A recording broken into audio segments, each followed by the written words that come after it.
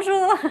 Alors nous sommes en direct sur ce plateau de l'opinion. Ce matin, un débat sur les filières agricoles. Beaucoup de choses ont changé ces derniers mois en France, dans ce paysage agricole. Pour en parler ce matin, Thierry Roquefeuille, Bonjour. vous êtes président du CNIEL et du FIPL, qui représentent à la fois les producteurs et la filière laitière.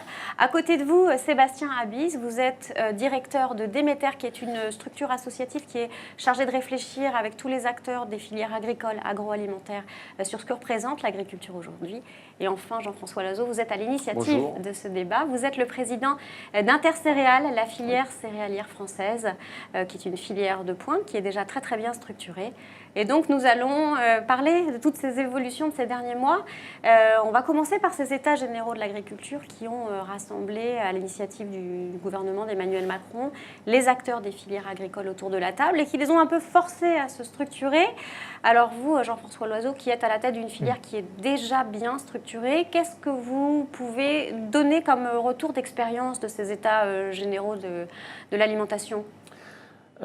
Alors peut-être une double lecture, parce que j'ai eu la chance d'être président d'un des ateliers, celui qui était relatif à l'international et au rayonnement de la France, agricole et agroalimentaire à l'international. Donc j'ai un peu cette lecture de président d'atelier et de spectateur un peu de ces états généraux. Et de céréaliers, puisque vous êtes vous-même producteur. Je suis moi-même producteur de céréales dans la région centre. Bon, c'était en fait une bonne chose, cette idée des états généraux. Regardez un peu quelle est la situation de l'ensemble des filières agricoles sur le territoire, les points forts, les points faibles, l'état des forces en présence, la situation des agriculteurs, mais aussi, et ça moi je trouve que ça n'a pas du tout été, je pense, suffisamment mis au débat, nous n'avons quasiment pas parlé de ce qui se passe entre l'agriculteur et le consommateur final. Ce que l'on appelle communément l'industrie agroalimentaire, les petites entreprises ou les grosses entreprises de l'industrie agroalimentaire qui font les emplois, qui font les marques, qui font la valeur, aux côtés des agriculteurs. C'est le seul petit, je dirais, bémol que je mettrais à ces états généraux qui était une nécessité. Donc pour l'instant, on a parlé de maillons, on n'a pas parlé encore de l'intégralité de la chaîne. Ça va sans doute venir, la société est en train de changer, on va voir ça tout à l'heure. Vous, Thierry Roquefeuille, comment est-ce que vous avez vécu ces états généraux de l'alimentation ? Est-ce que vous y avez participé déjà ? Vous êtes vous-même aussi producteur du lait, c'est important de le dire. Comment est-ce que vous avez vécu ? Quel bilan vous pouvez tirer de ces états généraux ?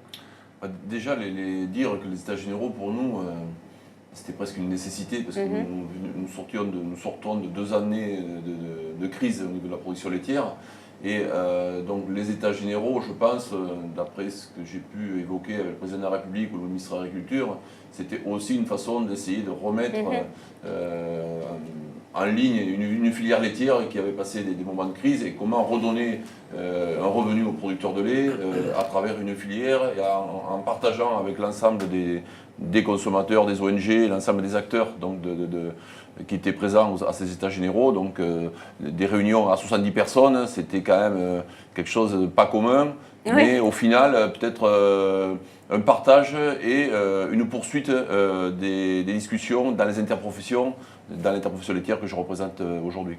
C'est-à-dire que jusqu'à maintenant, la filière laitière était quand même assez structurée avec des organisations de producteurs, ce qu'on appelle les OP. C'est une étape un peu supérieure qu'on demande maintenant à la filière laitière, c'est-à-dire de se structurer plus de l'amont à l'aval. C'est une filière courte. Oui, c'est ça, c'est-à-dire essayer que l'interprofession soit le lieu où l'ensemble des acteurs se parlent, se réunissent, mais aussi et comme objectif de créer de la valeur et de partager la valeur. Voilà, et de ne pas oublier le producteur. Jusqu'à maintenant, le producteur, il avait ce qui restait quand l'ensemble des acteurs avait fait le business. Donc ça, c'est quand même un point important. Puis l'autre point important de ces états généraux, n'oublions pas, depuis 2008, il y avait une loi de modernisation de l'économie qui avait été mise sur la table et qui était aujourd'hui, qui a été au bout de ce qu'elle pouvait faire, notamment en termes de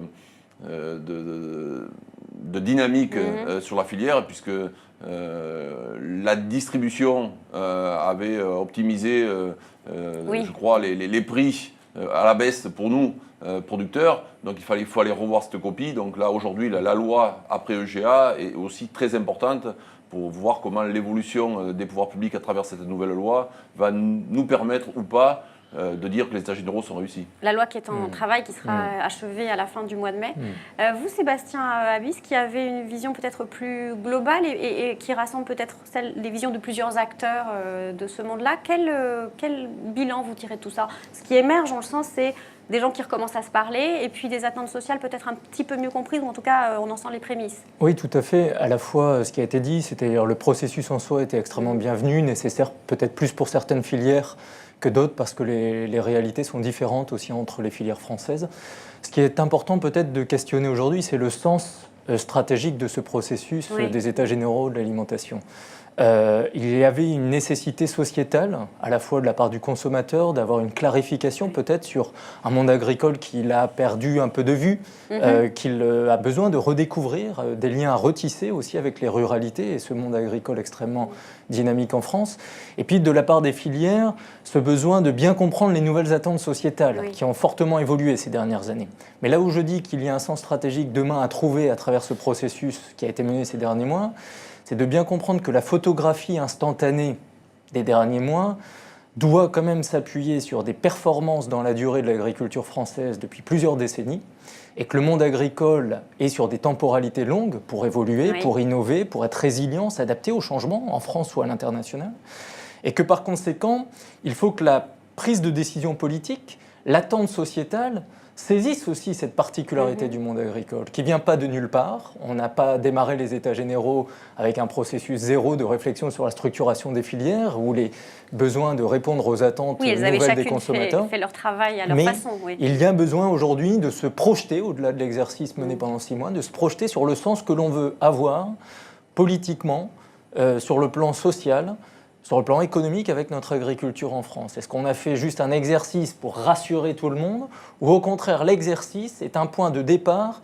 pour remettre l'agriculture comme grand pilier économique, territorial, social, culturel aussi de la France, qui est un pays qui est en plein mouvement. Justement, Jean-François Loiseau, Sébastien Abyss parle justement de ces changements sociétaux, du fait que les deux bouts de la chaîne, les producteurs se sentent un peu oubliés, les consommateurs assez peu écoutés. Comment est-ce qu'avec ces filières, on peut faire en sorte que ces deux bouts de la chaîne se reconnectent, recommencent à se parler et que les attentes des uns et des autres se retrouvent? Ce qui est important pour un consommateur, le consommateur quel qu'il soit, d'ailleurs qu'il soit français ou international, il est en même temps citoyen, ce consommateur. Et il est aussi en même temps client. Et il est de plus en plus citoyen. Le client, consommateur, citoyen. Le consommateur, il veut des produits de qualité et en quantité. Parce que ça, en France, on a tendance à l'oublier, mais la quantité est nécessaire dans beaucoup de pays dans le monde. Donc on a besoin de quantité et de qualité. Pour cela, il faut des filières performantes, qui innovent et qui soient compétitives. Ce qui manque beaucoup, et moi je suis assez désolé, mais depuis ces États généraux qui étaient une nécessité, c'est bien entendu les deux thématiques de l'innovation et de la compétitivité, que ce soit pour les filières laitières, de viande, de légumes, peu importe, et céréalières. Tous les maillons doivent avoir des leviers de compétitivité parce que nous sommes dans un environnement très concurrentiel. On ne peut pas réduire les États généraux uniquement à la petite France agricole. Non, il faut avoir une vision, comme vient de le dire Sébastien Abyss, très macro, très internationale et des applications très nationales, mais dans un esprit de compétitivité. Chez l'agriculteur, pour lui donner des marges de manœuvre, dans les organismes un petit peu intermédiaires de transformation et chez les exportateurs. Donc je dirais que l'État a un rôle majeur parce que l'État nous demande de faire le boulot, mais se retire tranquillement. Alors, d'accord, mais je pense que comme les feuilles de route sont prêtes dans certaines de nos filières, et moi je pense à la filière céréalière, nous sommes prêts, mais nous demandons à l'État de jouer son rôle, c'est-à-dire de protéger les agriculteurs dans cet environnement européen et mondial, et de nous laisser le temps de l'innovation, effectivement, et les actions de compétitivité. Thierry Roquefeuille, vous-même, vous avez donc préparé votre feuille de route de la filière laitière. Comment est-ce que vous réagissez? Est-ce qu'il faut qu'on vous donne, à vous aussi, les outils de la compétitivité en France, à l'étranger?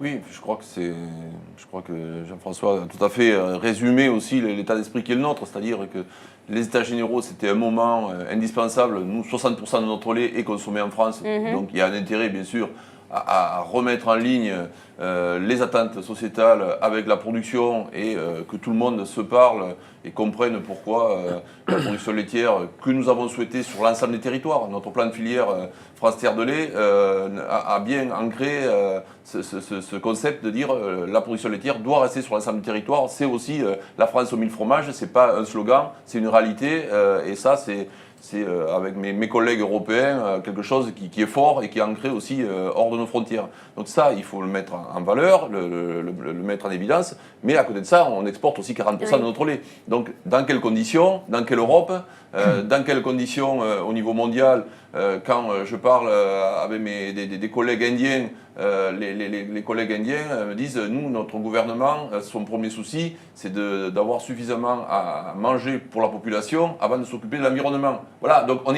on ne parle pas le même langage, et donc ça, il faut quand même, nous devons l'avoir en tête, mais ça n'empêche pas qu'il nous faut continuer à travailler au niveau franco-français, au niveau européen. Nous avons au niveau de la filière laitière stocké de la poudre au niveau européen. On a une commission qui est très fermée sur ce sujet-là. Donc voilà, on a tous ces sujets et on peut effectivement travailler sur tous les sujets, mais on ne peut pas dire on va parler de la France sans parler du reste, parce que sinon ça serait nier la réalité de la filière. Sébastien Habicht, je sais que c'est un sujet qui vous tient vraiment à cœur, cette fierté française de l'agriculture qui peut très bien s'exporter, se vendre. On a aussi tendance à oublier quand on est un consommateur français que l'agriculture française, elle a son rôle dans le monde, un rôle important à jouer. Oui, il ne faut pas avoir de fierté déplacée, il ne faut pas faire de cocorico excessif, mais il ne faut pas non plus que la France passe son temps à estimer qu'elle décline à l'international ou sur ses grands atouts. La France est riche de sa performance agricole depuis des années. Les agriculteurs ont fait le job depuis des décennies en répondant à une demande qui avait été formulée après la Seconde Guerre mondiale de produire davantage et avec plus de produits de qualité. La réalité aujourd'hui en France, vue du reste du monde, c'est qu'en France, nous avons des produits de quantité, de qualité et extrêmement diversifiés. Précisément parce qu'il y a une réponse du monde agricole pour satisfaire un consommateur client citoyen et avec un monde agricole français qui a été en plus en mesure ces dernières années de satisfaire à la fois une demande hexagonale, une demande européenne et de contribuer, c'est ça la nuance, c'est pas nourrir seul par la France le monde, mais de contribuer aux équilibres alimentaires mondiaux avec du coup une grande diversité de production, une grande diversité de filières, une grande diversité d'atouts. La France est un point de repère vu du reste du monde sur la scène internationale agricole, en quantité, en qualité, sur le modèle gastronomique aussi que ça représente, pour la gestion des territoires, sur la durabilité des systèmes.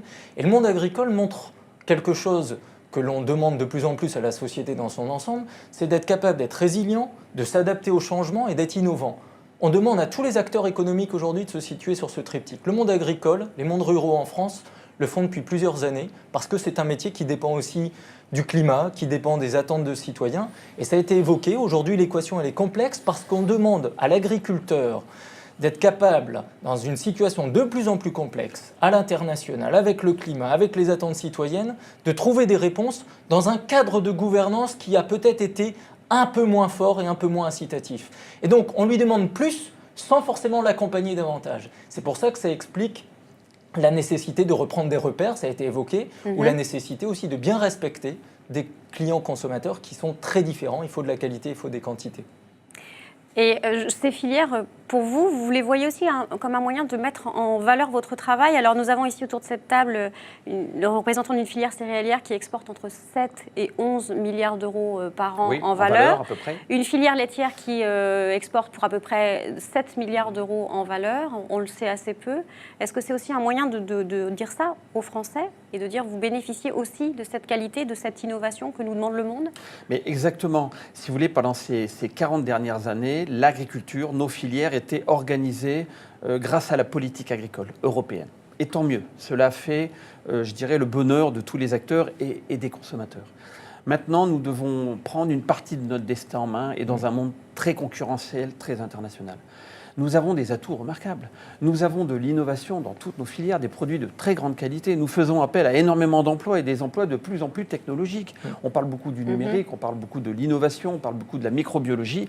Donc, moi, je suis même un peu sidéré de voir comment l'agriculture est traitée aujourd'hui. On la traite par le bas, on la nivelle par le bas. Alors que ce sont des filières d'excellence opérationnelle d'une manière générale. Donc, innover, créer des emplois, faire en sorte que tous les maillons de la chaîne et les agriculteurs en premier chef, parce que ce soit des éleveurs laitiers, de viande et des céréaliers, parce que je voudrais quand même qu'on arrête de penser que le céréalier, c'est celui qui a toujours été nanti pendant 40 ans. Le céréalier, depuis 4 ans, il ne fait pas de résultats agricoles. Il ne fait pas de résultats. Parce qu'il est enterré sur les charges françaises dans un environnement mondial. Mais nous avons des atouts qu'il faut mettre en avant. Et les interpros, les filières telles qu'elles sont construites aujourd'hui, peuvent donner aux consommateurs, citoyens, clients, cette lisibilité générale entre le champ, si vous voulez, et le produit final. C'est une autre façon de parler de l'agriculture, de l'agroalimentaire et de l'alimentation. Là, pour le coup, ce sont les 3 A. Eh bien, vous pouvez poser vos questions pendant ce Facebook Live. Et justement, nous avons une question assez intéressante de Cyril sur notre site qui demande est-ce que si les agriculteurs français ne sont pas correctement rémunérés, c'est pas parce qu'il y a trop d'intermédiaires entre eux et les consommateurs finaux? Disons qu'en filière laitière, il y a une particularité, c'est que la matière première, qui est le lait que nous produisons et que nous vendons à nos industriels, est rarement vendue en l'état. C'est-à-dire qu'il y a besoin d'un acte de transformation. Donc je pense que l'acte de transformation est nécessaire, que ce soit un circuit court, c'est-à-dire si on transforme sur la ferme, qu'on transforme chez un industriel, et au final, pour finir, soit dans un magasin, une épicerie fine, dans un magasin bio ou dans une GMS, je crois que l'ensemble des produits aujourd'hui nécessitent cette transformation. Donc, je crois que la filière laitière ne pâtit pas de l'ensemble des intermédiaires. Ce qu'elle pâtit, c'est des relations entre les intermédiaires. C'est-à-dire les relations commerciales, aujourd'hui, en France, ont été assez détestables. Je l'évoquais tout à l'heure au niveau de la loi de la LME, et donc qui permettait à l'ensemble des acteurs, grande distribution et transformateurs, d'avoir des relations commerciales où il fallait toujours des rabais, des remises, et ça c'était au final sur le dos des producteurs. Donc c'est ces éléments-là de relations commerciales en France qui doivent être remises sur la table, et c'est ce qu'on espère que la loi va faire dans les prochains jours. Sébastien Abyss, et ce sera ma dernière question. Est-ce que vous pensez que la prise de conscience qu'on sent chez les consommateurs, quand ils font leurs courses, ils ont un pouvoir, est-ce que vous pensez que cette prise de conscience peut modifier ce rapport un peu conflictuel entre la distribution, les producteurs, l'agroalimentaire ? Oui, après je pense qu'il faut rappeler des évidences aussi aux consommateurs citoyens, c'est que l'on soit sur le blé, les céréales ou les produits laitiers, nous parlons de produits qui structurent la vie des gens au quotidien. Et donc ce sont des produits avec lesquels nous avons un rapport intime et qui sont déterminants pour notre énergie quotidienne et vivre. Personne ne sait vivre encore sans... Et personne ne peut aujourd'hui faire abstraction en 2018 de l'acte alimentaire autour de ces produits de base qui sont déterminants. Donc penser qu'autour de ces apports vitaux et quotidiens, l'équation pourrait être simplifiée et qu'il y aurait besoin de moins d'acteurs, c'est sans doute une vue un peu réduite de la complexité, de l'importance des acteurs, de la chaîne, du processus de transformation, parce qu'on parle de la vie des gens. Mais il faut que ces consommateurs reprennent conscience que leur stabilité quotidienne est vitale, elle est liée au travail des agriculteurs et de l'ensemble des acteurs qui font qu'entre des paysages à la table, il se passe des processus de transformation, de commercialisation, de transport, qui permettent à tout le monde aujourd'hui en France d'appuyer parfois sur un smartphone pour avoir son alimentation à domicile rapidement et de manière sûre. Et ça, c'est des performances qu'on ne doit pas perdre de vue.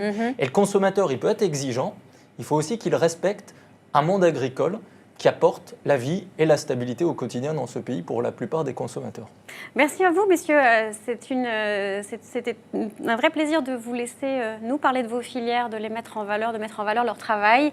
Thierry Roquefeuille, donc vous êtes président du CNIEL de la FIPL, l'interprofession et des producteurs laitiers et de la chaîne laitière. Je suis producteur aussi. Et vous êtes producteur dans le Lot. Voilà. Sébastien Abyss, vous êtes donc chercheur, vous réfléchissez beaucoup sur ces questions d'agriculture, d'agroalimentaire. Et vous, enfin, Jean-François Loiseau, président d'Intercéréales, également producteur de céréales. Bien sûr, bien entendu. Merci à tous. Bonne journée. Vous pouvez continuer à poser des questions sur notre page Facebook, sur notre fil Twitter, et nous y répondrons au fil de la journée. Merci à tous d'avoir suivi ce Facebook Live et à très bientôt.